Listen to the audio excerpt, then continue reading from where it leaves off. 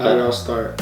Like what all motivated me to like. What motivated you, and like what steps did you take just to start? If you are gonna leave a 4-star and it's a good review, don't leave a fucking 4-star. Leave a full 5. That 4 is just like a fuck you to us. Like they're saying, I want to have learn and have the business. I'll talk to them about their budget. I think sticking to your budget, knowing your budget, knowing your price range, like that's very.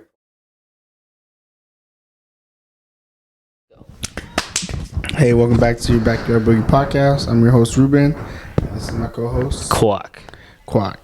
And today, we're here, and I'm gonna interview him on Airbnbs. Currently, he has 5. 1 in Long Beach, or 3 in Long Beach, 1 in Huntington, and 1 in Fullerton. Correct? Right. Correct. Yeah. So, go ahead. how they been? They've been they had a hit. You heard about the Airbnb bus that goes around saying that Airbnbs are taking a downfall, and I felt a little bit of that, and I think it's really a seasonal. This type of business is seasonal. You're not always going to have good months, and it's just depending on where you do pick your areas. Some are going to outperform than others. So when people probably talk about Airbnbs as a downfall as a whole, certain markets, I believe that to be true, because we have some on different markets where they are doing better than others. So, what you got for me today? Yes, yeah. Yeah. So today, my first question for you is, what are the requirements to becoming an Airbnb host? Like just to have an Airbnb. Yeah. One, a place for people to stay, and that can come in all shapes and forms. You could even do this studio as an Airbnb. It could be small, as long as it's a place for people to have a place to rest at night. And a lot of people get real creative, with this experience. I've seen tents, domes, even outdoors. So it's really creating an experience for somebody to travel to stay at, and that's what I think Airbnb is going for. So if you get creative, any place where you can host somebody for an experience to stay the night, that is your Airbnb. But majority of the time, it's a home. Not everyone's gonna want to sleep outside or in a dome, but majority of it's as long as you have a place for somebody to come and stay, you got an Airbnb. And how did you get into Airbnbs? How did it all start? Like what all motivated me to like? What motivated you, and like what steps did you take just to start? So what motivated me to like push for Airbnb? It's just the business model of it, as in I don't have to be. It doesn't require me to be there to be able to make money. And then that all started when we went on a trip to Lake Havasu. So I was like, this Airbnb thing is cool. We checked in and like nobody was there to even like, hi, how are you, blah blah.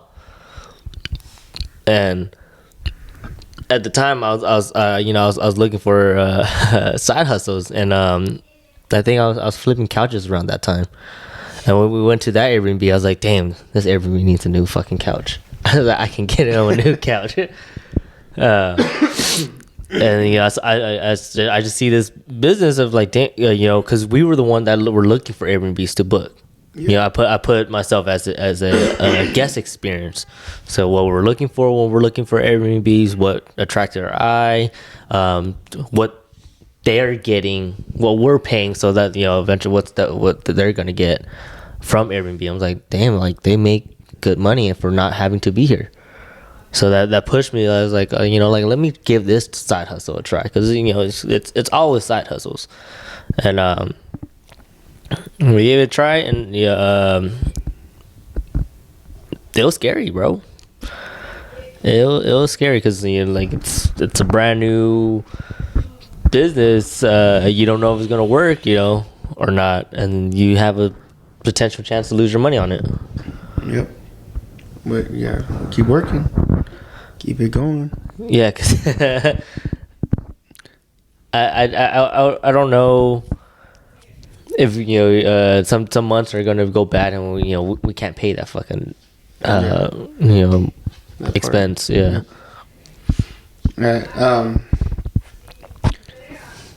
How do you organize your description and your photos so I could try guess?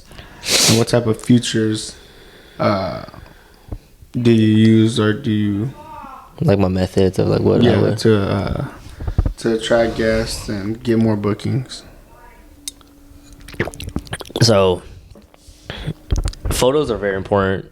If you're gonna spend all this time setting up all these Airbnbs and you're putting your time into it to really do set it up for a guest experience, I'd say just put yourself in the guest's shoe. Because like going back to when I did the booking, I realized, all right, this is what I looked for. This is what attracted me. Like certain rules of the Airbnb, I was like, oh, that's a weird rule. Pricing, all that. But like pictures are your number one marketer.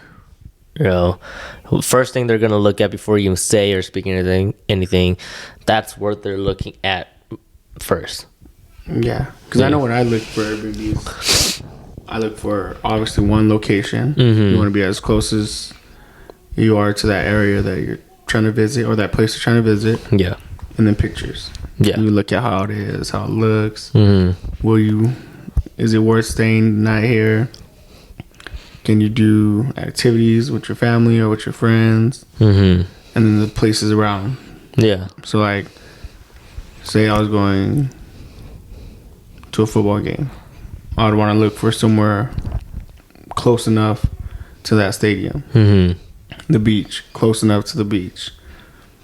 Wow, the river, Big Bear, whatever. Yeah. It is. You're looking one location. To me, I think I'm not in that business like you are, but I feel like that's a big. That's a big thing that you need to do, and then just visual with like pictures and how it looks, the setup and the inside. No one wants to sleep or stay at like a messed up spot. Yeah, something where it's a little up to date.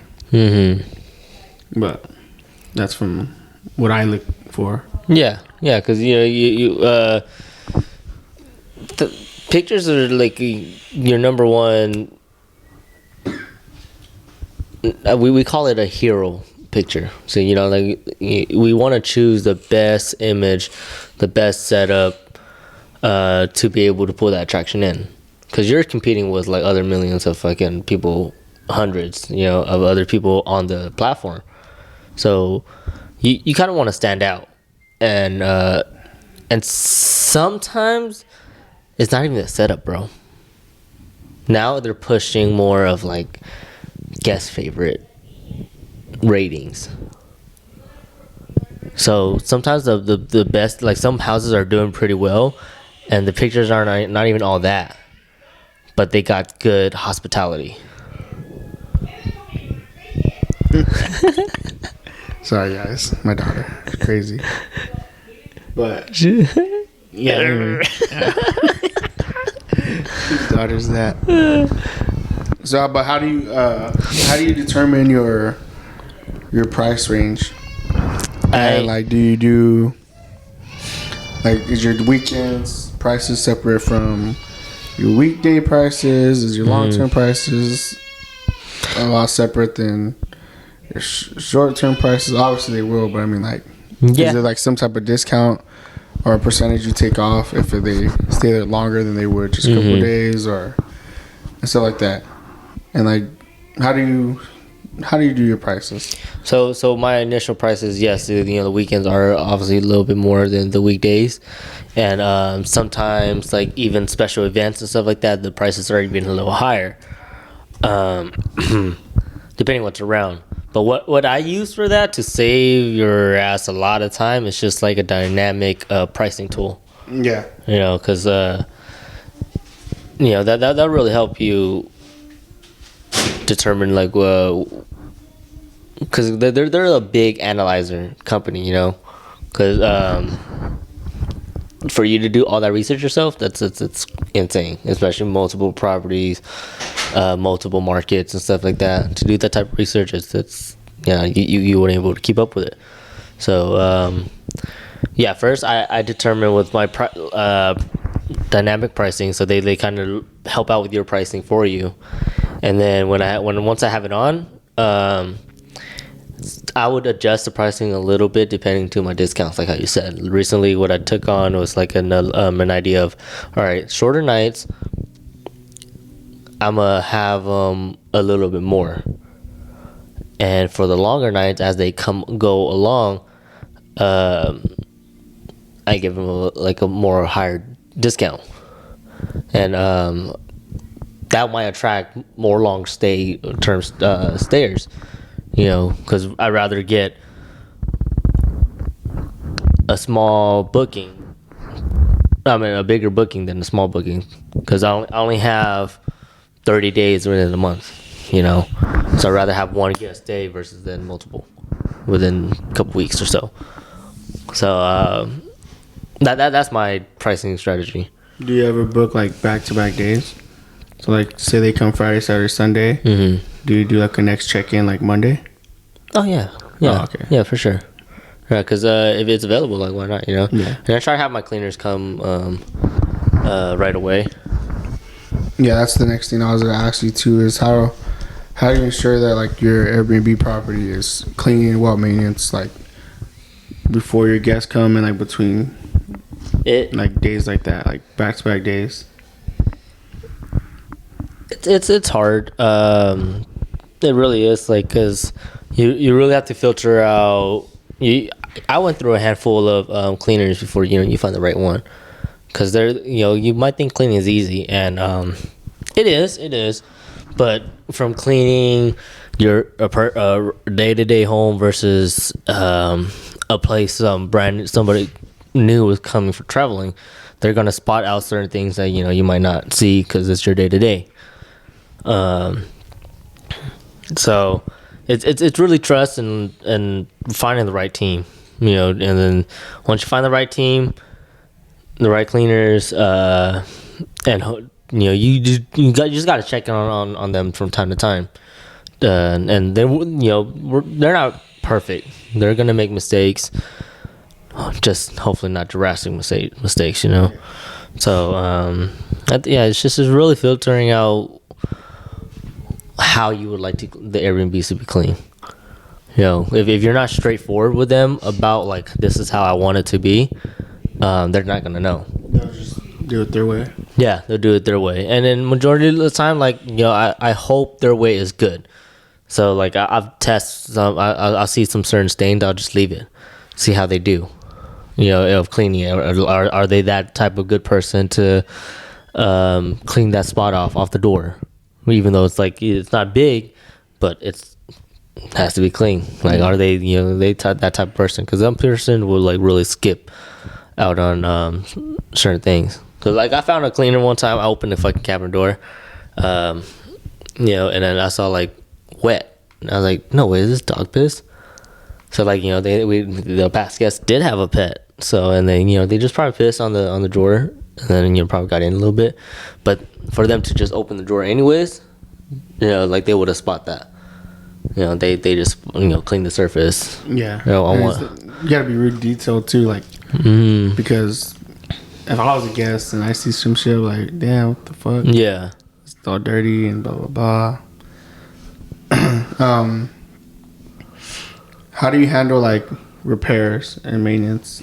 So repair and maintenance, I still would do a lot of repairs myself, like because if I know that day I'm already going to be up there for a certain thing, then I would just handle it myself. Other than that, I would just hire out a handyman. So like I'll have a handyman that I work with, and depending on the location, I'll keep them near there. I don't want to have a handyman that travel from city to city, because they will charge more for the drive. Yeah, time and gas. Yeah. So I think that's your best bet. It's to hire out extra hand like that. If somebody else can do that type of job, hire out. Because if you're staying far, like how I am, like an hour to an hour and a half away, it's gonna be a hassle to take that drive all the time. Yeah, it's like 3 hours just there and back. Yeah, just drive time. It's a full day's work. Yeah. And then checking on your other locations because you're out there. Yeah. So it's about 8 hours, 10-hour day. Mm-hmm. Damn, that should actually. A full day, yeah. Full day of work, yeah. Fucking. Yeah. But like if let's say if I'm not doing something at every property, if I'm just going to check up and stuff like that, sometimes not that long. If I come just to restock, that's not that long. But that's when I do it. Sometimes now I'm saying like 3 hours. Just to drive alone, yeah. And then you got like an hour. Mm-hmm. Basically just circling around because they're close to each other. Yeah. And then sometimes on your way back, maybe if you hit the other ones, eat. It's it's about 6 to 8 hours. And sometimes like I'm there. I'm like I kind of want to relax right now. Let me kick back, eat. Just enjoy what I set up. So I think I like that side of Airbnb where like I can set all these properties up the way how I like and how I would like to enjoy it, because I do put myself as a guest, Yeah. And just have a whole guest experience, because the way how I the rule that I made for ourselves, like if we see it, we notice it, somebody else will. I was like, might as well just take care of that before we have an issue. So with that good like guest experience, like how do you communicate with them like before they show up, during they show up, or like when they leave? Yeah, that part is pretty much almost 100% automated. I would say like 80 to 95% automated. As in, sometimes I don't even fucking talk to them. I set up scheduled messages. When they book, welcome, blah blah, or like hi, how are you? And sometimes which I need to go back to, and see if I can do better. But like hi, thank you for booking this certain information right here. A couple days before they check in, this is the rest of your information, what you need to know, how to get in, blah blah. Once they get there, I have another message just saying like, hey, hope you guys arrive safely. Then like, please let me know if how everything is, and you guys have a good stay. And then a day before they check out. So and sometimes if it's longer, I would have in there just or I'll message myself saying like just check up on them, like how's everything going, blah blah, just know that we're there. And then before I check out, another reminder, and then after they check out,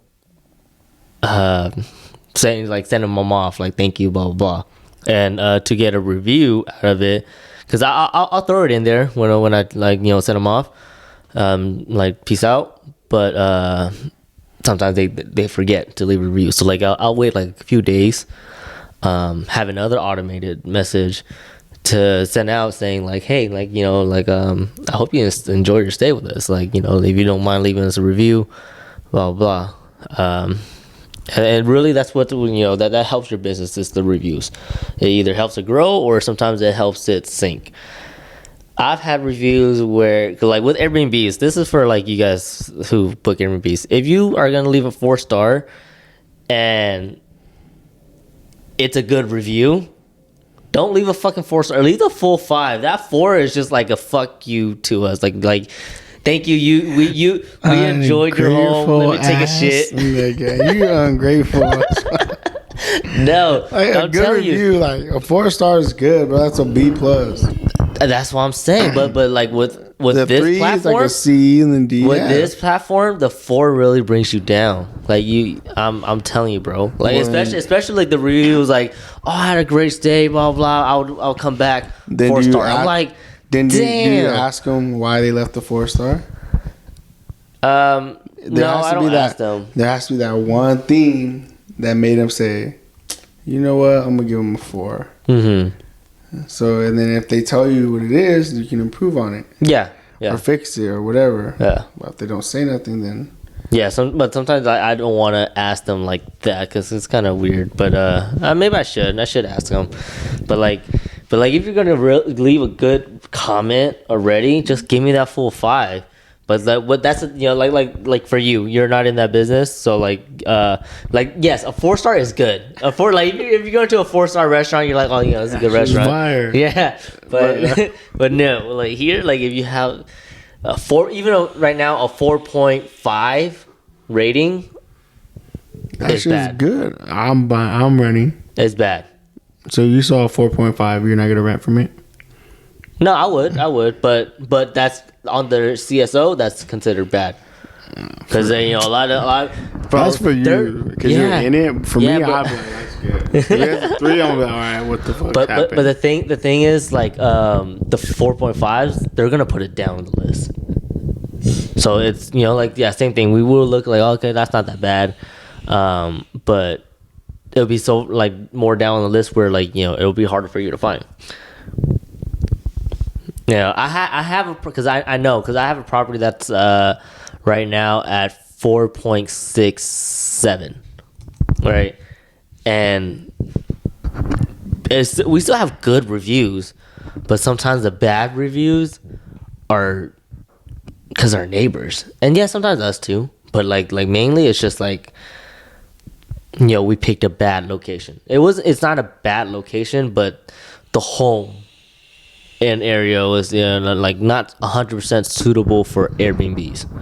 Neighborhood wise, yeah, it's like not that great. Yeah, city wise, area like around within driving distance is good. To be 7 minutes from the beach, that's pretty good. Yeah, that's good. Yeah, like 15 minutes from the beach is pretty good. But see, because like for us, it's not that bad. It's really not. How far are you from downtown Fullerton? Minutes. Fullerton one's from like minutes downtown. Yeah. See, those are good locations. Yeah. It's just certain neighborhoods. Yeah. No. Fullerton's actually really nice. No. I'm just saying. Yeah, Fullerton's nice. The Long Beach one's. Just certain people. Yeah. Some people be like, oh fuck it, like I'm not here for that. I'm here to just have somewhere to stay. When I go to the beach or when I go party, whatever. Yeah.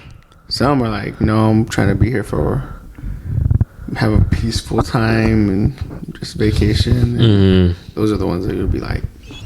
Or I feel like even like the more rich people, like they come from, especially where they're coming from, and they come to like just a regular neighborhood home like that. They're like, what is this? Yeah, because I had some people like, oh man, like this is good, blah blah, loved it, and some people was like,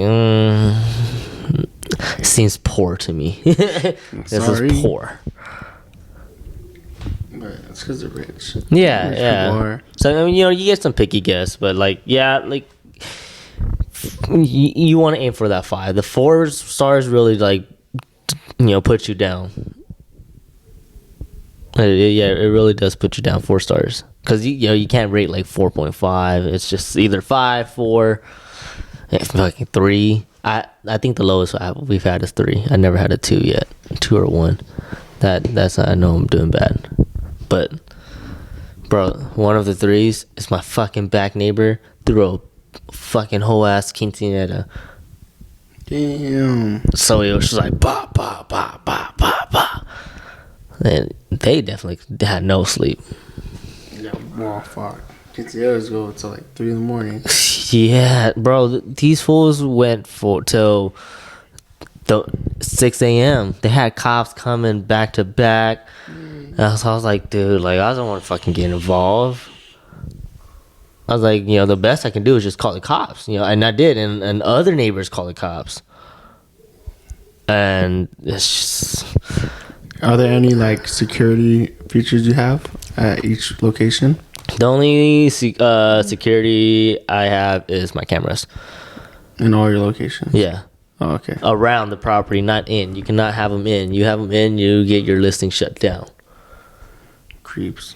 Yeah. Yeah, you know, I even had like people unplug my cameras. And I was like, what the fuck? Yeah. So like you know, if you can go wired, go wired. But like, you know, I don't own these properties, so I'm going with batteries. That's crazy. I'd be pissed. Man. I'd drive over there right away. Fuck that shit. How do you handle like emergency situations? Like what? Or like any unexpected like things? Any like like a flood? Like if a there's flood? a flood or a gas leak, or I mean not a gas leak, like a water leak or broken pipe or Yeah. So toilet's not flushing, toilet's clogged, okay. stuff like that. Nothing crazy. I mean, the flood is pretty crazy. Yeah. Well, that's crazy. But I'm saying like nothing like fuck shit blew up or something. Yeah. But I mean, like toilet clogs and shit like that. Like handymans, you know, like shit like that. I'll just hire a handyman, or it sucks if I have to hire a plumber, because that's more a plumber job. But if a handyman can take care of it, then he'll take care of it, you know. But that, and then you just gotta know where to hire your handyman. Certain jobs he's really not capable of doing it, and certain jobs you really have to call like a plumber, you know. Like I've had a grinder clog, yeah, in the kitchen, you know, like shit like that. Sometimes the handyman won't know how to change it out, so I called a plumber. You just gotta pay that price to do so. And sometimes you do have a good landlord where he'll take care of that for you. So and some you just gotta take care of yourself. But this one, like, you know, like he ended up paying us back, or pay the difference or something like that. But as in a flood, shit like that, like I gotta move him out. Like, you know, I can't just like What do you do with that though? Do you move them into a hotel, or do you just give them their money back? I would move him into the hotel. So we just had a recent incident. They had 10 days left on their booking. Yeah, 10 fucking days. They were there for a month. They were booked for a month. Oh shit. Yeah, but so to lose out on 10 days, I was like, that's a lot, you know. But thank God, since they booked for a month, I gave them like a good discount, you know, overall, versus like my month long rate is a little bit different for my short term rate, you know. So you know, we didn't have to refund them that much back, and we were gonna put them in another property that we had, but they ended up not liking that one either, because some power issues. So they're like, you know what, I just don't want no more problems. We're just gonna get a hotel, and then we're just gonna go home early. So I was like, thank God I didn't have to pay for a hotel for like another 10 days. I was like, that's a lot, you know. Oh yeah. So it was a loss, bro. It was a big loss. Not really, yes and no, but it would have been better to have those fucking, you know, guests come back. Yeah. Or be there. 10 days left on their reservation. On the reservation, you can make that back with doing short nights, probably. Yeah, but you charge you more short nights, no? But yeah, but no, sometimes you have to get it fixed. Yeah, one, I got to get it fixed, and then two, sometimes to fill in those dates super quick is not quick enough. But 10 days it is. But no, I just had to get that fixed and just make sure, you know, it's good and well ready for another guest. And then three,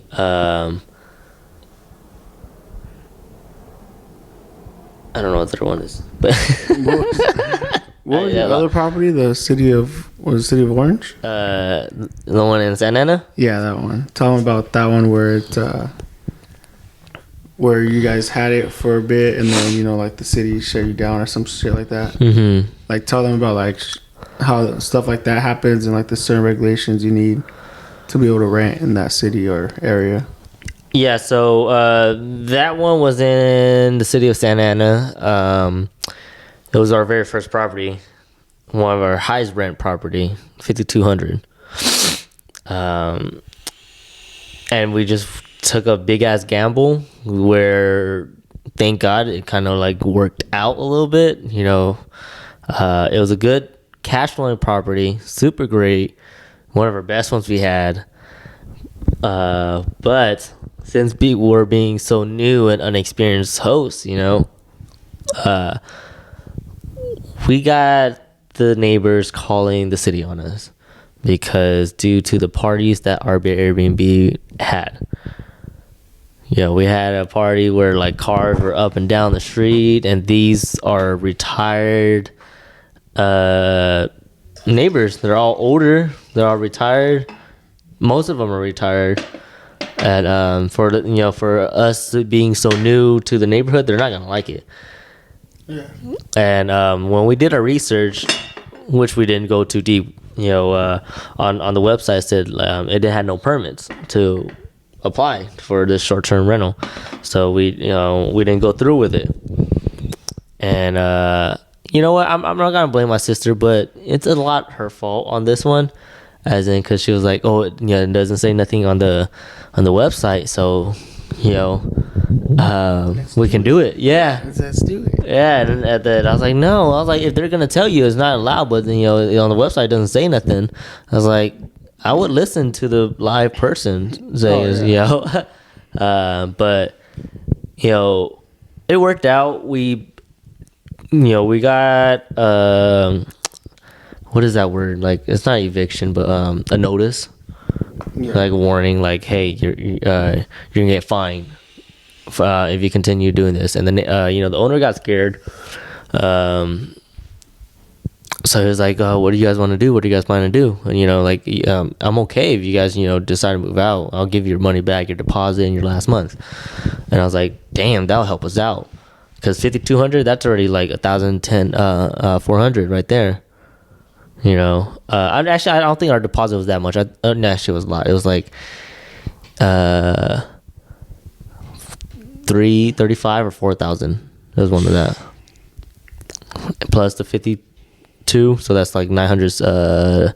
900, 200, and then so that's already hefty right there. And when we moved out, he was okay with giving us that back, and we're like, we put up these blinds because his house was like, he just bought it. He didn't have no renter yet. It was just ready, move in ready. He was like, these are perfect. I can charge a high ass rent, which he was.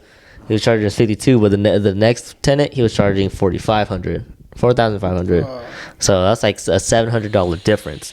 So I was like, he was making money off of us. But we, good thing we did our research where we had a feeling that property was going to do good, and which we set it up very cheaply for what it was, because it was so spacious. We didn't need that much little things.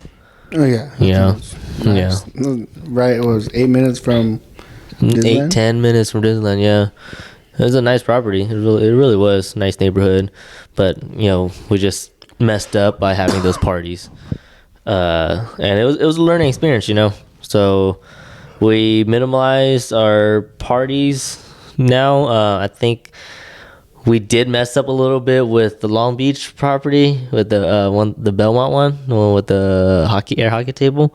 Oh yeah.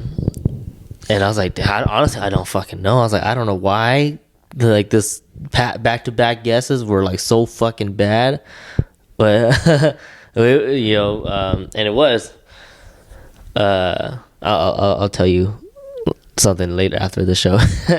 but we've been doing better at that one. But the parties, man. Yeah, that's yeah.